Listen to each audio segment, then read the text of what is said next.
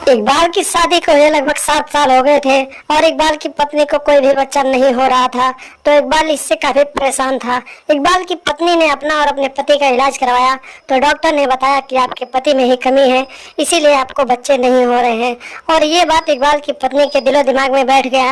और फिर जब इकबाल पैसे कमाने के लिए प्रदेश चला गया तो इकबाल की पत्नी अपने जवान भतीजे जहीर के साथ नैन मटक्का करने लगी और फिर उसके साथ कबड्डी खेलने लगी। और एक दिन की बात है, इकबाल पैसे कमाकर प्रदेश से घर आ गया था और तब भी उसकी पत्नी अपने भतीजे के साथ इकसठ बासठ करवा रही थी।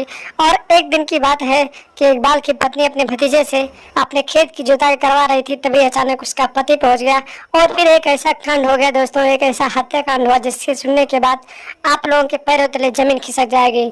नमस्कार दोस्तों, एशियन क्राइम अफेयर चैनल में आप सभी प्यारे दर्शकों का स्वागत है।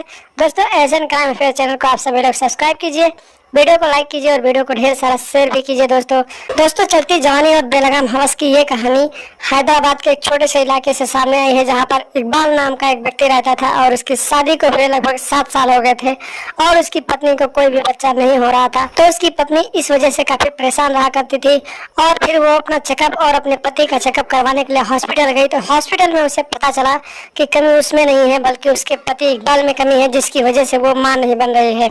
और देखते ही देखते कुछ दिनों बाद इकबाल पैसे कमाने के लिए प्रदेश चला गया। और जब इकबाल पैसे कमाने के लिए प्रदेश गया तो उसकी पत्नी अपने ही पड़ोसी में रहने वाले भतीजा लगने वाले जहीर के साथ नैन मटक्का करने लगी और उसके साथ अपना ठुकाई करवाने लगी। और देखते ही देखते 2 महीने बीत गए और उसकी पत्नी लगातार अपने भतीजे के साथ ठुकाई करवा रही थी। और फिर एक दिन की बात है, जहीर वापस घर आ गया, फिर भी उसकी पत्नी ने अपने भतीजे के साथ ठुकाई करवाना बंद नहीं किया। और एक दिन की बात है, करीब दोपहर के 2 बज रहे थे, जहीर अपनी चाची को टांगे उठा उठा के ठोक रहा था, तभी अचानक इकबाल अपने घर पहुंच गया और फिर उसने अपनी पत्नी को अपने भतीजे के साथ टांगे उठा उठा कर दे रही थी।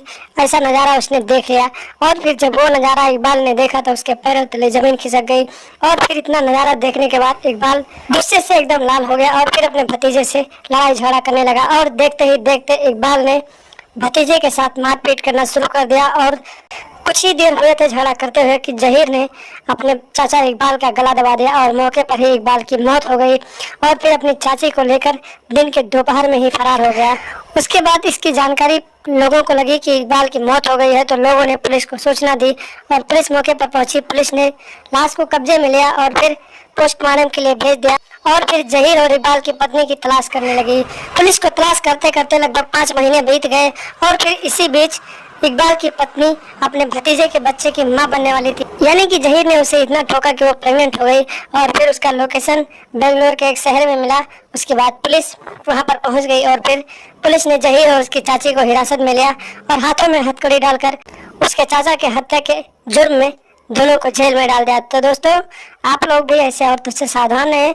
ऐसी आपराधिक मानसिकता रखने वाले लोग आपके आसपास भी हैं, उनसे सतर्क रहें, सावधान रहें, घर परिवार को सुरक्षित रखें और हमेशा हमारे साथ बने रहें। हमारे चैनल को सब्सक्राइब जरूर कर लें और हमेशा देखते रहें एशियन क्राइम अफेयर।